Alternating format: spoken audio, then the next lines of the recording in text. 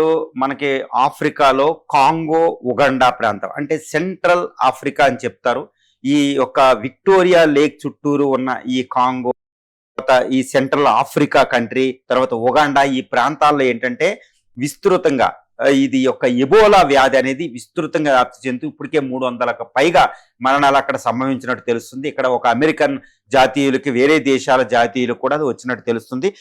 దీనివల్ల world health organisation, ప్రపంచ ఆరోగ్య సంస్థ దీన్ని పబ్లిక్ హెల్త్ ఎమర్జెన్సీ, అంటే ప్రపంచంలోనే పబ్లిక్ హెల్త్ ఎమర్జెన్సీగా ప్రకటించడం జరిగింది. అంటే ఏంటి, వరల్డ్ అంతా హెచ్చరిక జారీ చేయడం అనమాట వరల్డ్ హెల్త్ ఆర్గనైజేషన్.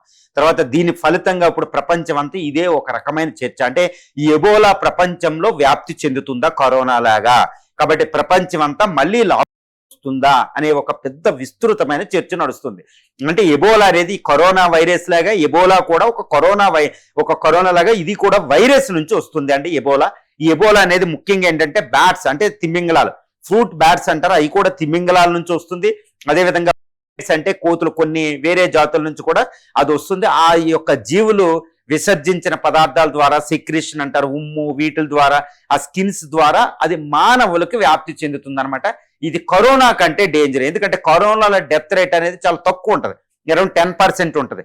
వేరేజ్ ఈ ఎబోలా వ్యాధిలో ఈ డెత్ రేట్ అనేది 50%, అంటే వచ్చిన ఇద్దరిలో ఒకళ్ళు చనిపోతారన్నమాట. ఒక్కొక్కసారి ఇంకా డేంజర్ అయితే ఇందులో ఏంటంటే 90% డెత్ రేట్ ఉంటుంది. అంటే ఆల్మోస్ట్ ఇద్దరికి వస్తే ఒక 5గురికి వస్తే 4 చనిపోతూ ఉంటారన్నమాట.